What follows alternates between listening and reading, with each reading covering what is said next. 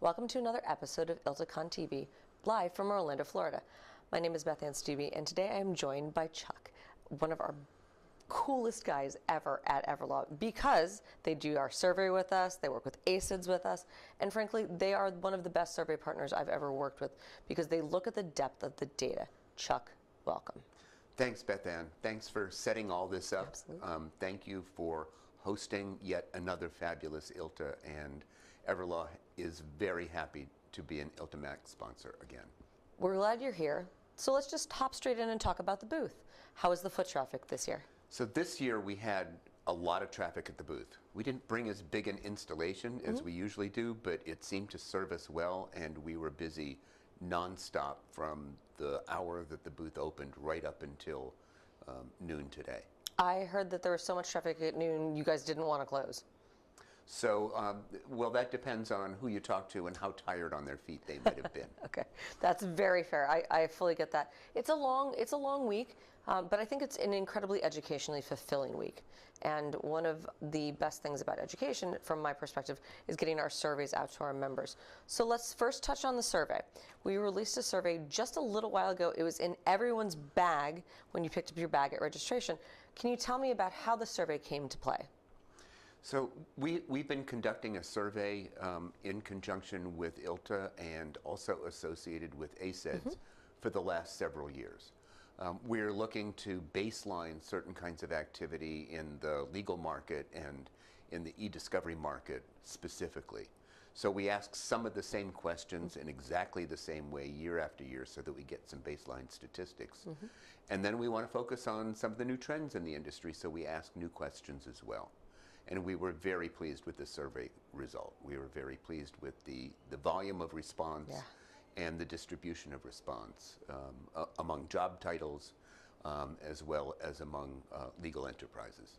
Speaking of job titles, I thought it was a little bit interesting that this ILTACON for us had a disparate number of job titles that we hadn't seen before, a lot specifically in security and information. Do you find that that's probably truly trending across legal technology?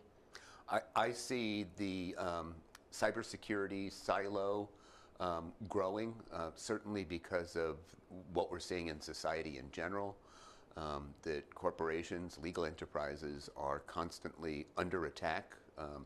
It's either intellectual property or state actors, and it's important to guard the privacy and confidentiality of our IP and our business clients.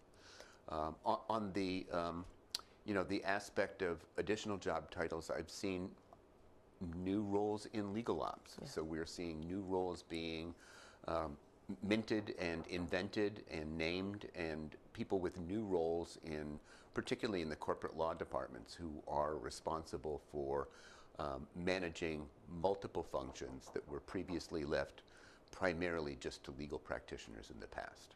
For those of you who don't know about Everlaw, this is probably a really good time, Chuck, to give that 30-second elevator pitch so they can know if they want to go check out the survey. Would you please help? So Everlaw is an organization that makes software for litigation and investigation management. We're a cloud-based software. We've got an 11-year history. We've got a growing brand with corporations, law firms, state and local governments, and we are specifically a software organization, so we don't sell any services. One of the philosophies behind Everlaw and its continuous development and implementation is that not having services challenges us to make the software so that legal practitioners can use it without necessarily buying technical services associated with it. That's incredibly innovative. Certainly 11 years ago it was. That's a fantastic idea. Let's take that a little bit deeper. Let's walk down the roadmap for you guys for the next 6 months or a year. Where are you headed? So it's been an interesting year for us in the past year. Almost a year ago, we released concept clustering, which now allows us to put 25 million documents on the same concept clustering map.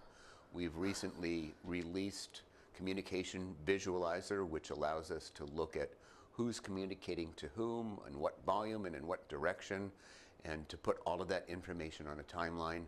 And we have just released our first generative AI offering. So what we're doing right now with several hundred customers in a beta test is evaluating their feedback, evaluating their responses in using generative AI to summarize documents, to do entity extraction, to do sentiment analysis in individual documents, and also to help with their drafting. Oof. Statements of fact, counter arguments, so on and so forth, in a closed environment that's based specifically on the evidence of their case. So, wow. So and we've generated a lot of interest in that. Obviously, if you say generative AI anywhere in this industry, you're going to get some attention. But with a product release that has been as carefully put together as ours is, we've gotten a lot of interest in that, which then has fed interest in the rest of the platform. So going forward, what we're looking to do over the next year or so is bring that to the general market out of beta. And then also we're working on, what we would say is the left side things. Legal hold, working on legal hold in place, and then enhancing some of the other tools in our Story Builder application. That's a lot going on, and it kind of robs me of my question about the, kind of the floor in the exhibit hall buzzing around generative AI. You guys are already there. How exactly do you think the legal technology market has adapted to this? You guys are clearly ahead of the bell curve, but what about everybody else? Where do you think they're going? So we talk to our friends and clients in law firms and corporate law departments. The people who are responsible for deploying technology are actually being overrun by attorney demand for tools that have generative AI. What we see in those organizations is a development of frameworks so that they're doing it safely, that they can manage security, they can manage confidentiality, client privacy, so on and so forth. And I think consequently accuracy as well. So there is a great deal of interest to deploy generative AI applications. I think what the legal industry is looking at now is how can they do it responsibly. Of course. The survey results were really interesting. So over the last few years, we have asked people about their adoption for cloud-based e-discovery services as opposed to on-prem. And what we have seen in this survey is a correlation between legal enterprises that have already moved to the cloud or plan to move to the cloud Sure. pretty quickly with organizations that have generative AI initiatives. So it's not that big a surprise that people who have already moved forward want to move forward with on other fronts and with other initiatives. The really interesting aspect of that is that as a whole, according to the survey, the legal industry feels that it's not ready for the impacts that generative AI might bring. And that breaks down into, I think, several different silos of concern. It's, I think, going to break down into some ethical and legal concerns as well. So, obviously accuracy. Yep. We've all read the stories about the case law of the lawyer who, used a public generative AI research to do, but the hubris. Right. So, but there are, not just Everlaw, but there are organizations out there, including those who are down on the exhibit hall floor, who are responsibly deploying generative AI solutions to avoid that kind of debacle. But I think that what the organizations need to do is to develop the framework to make sure that they have task force, steering committees that actually have teeth and mission and resources to make sure that they're putting the appropriate guardrails on their initiatives and making sure that they have the buy-in from their clients to use these tools. One of the things we've talked about at ILTA, and specifically within our content education and publications, are if authors or bloggers, people creating content or sessions are going to use some variety of AI in any way, for those, setting up some ethical walls and ethical boundaries for them to basically divulge that they're doing this at all.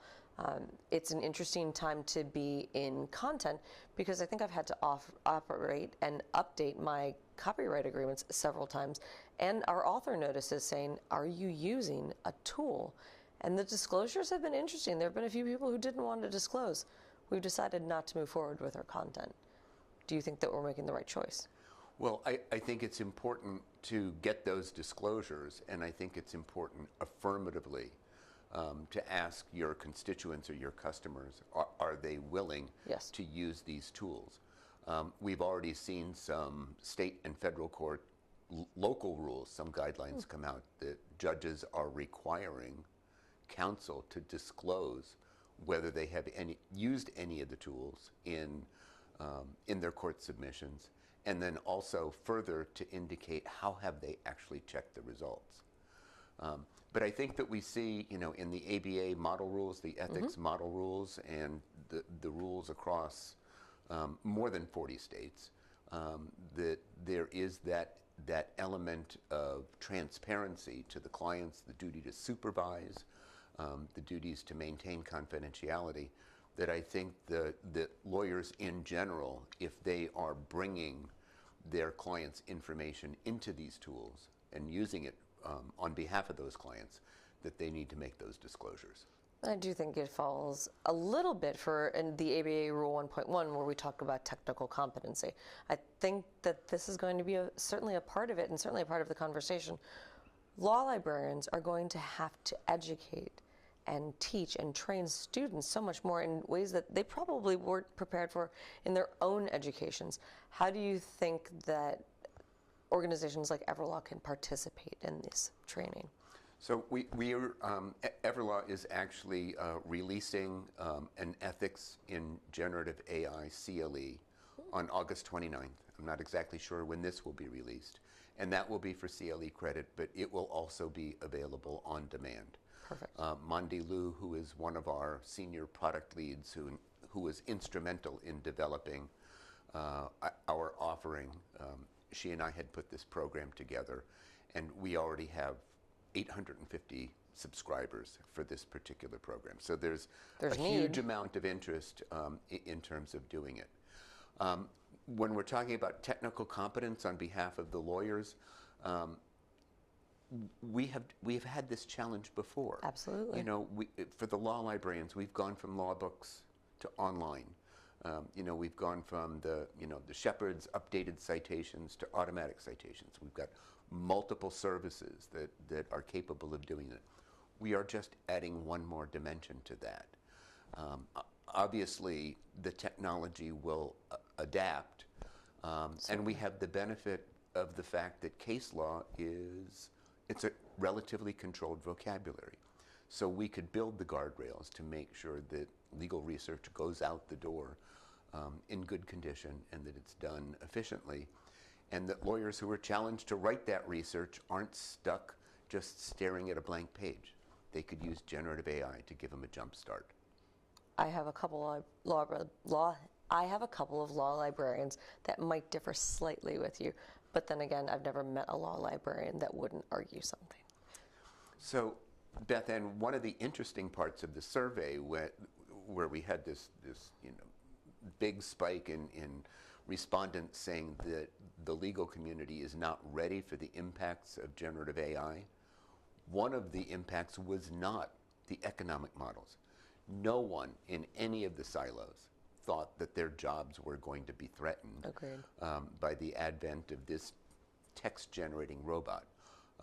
The responses were uniform in people saying that they thought that it would help their jobs. It would help enhance their jobs. It would take drudge work and repetitive and time-consuming tasks and give them better work to do.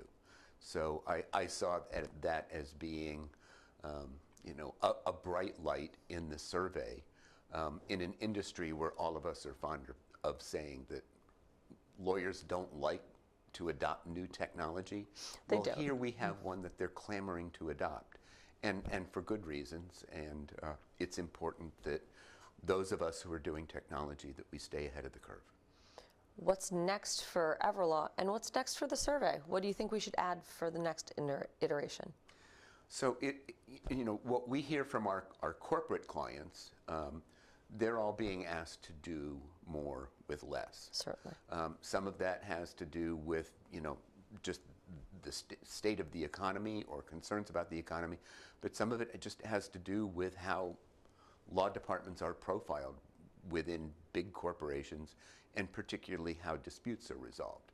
So, I think that we would like to see some questions in years going forward about how aligned the corporate law departments are with the goals of their outside counsel.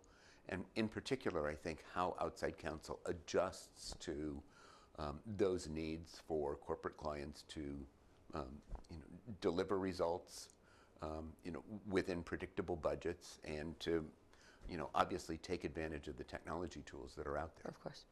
Well, Chuck, it's been a pleasure. Thank you for joining me, and I'm looking forward to our next joint publication. Have a great day. Beth Ann, thank you so much. Thank you for putting on yet another great ILTA. It was a pleasure. Thanks. All ours. We love ILTACON. Thank you so much. Thanks.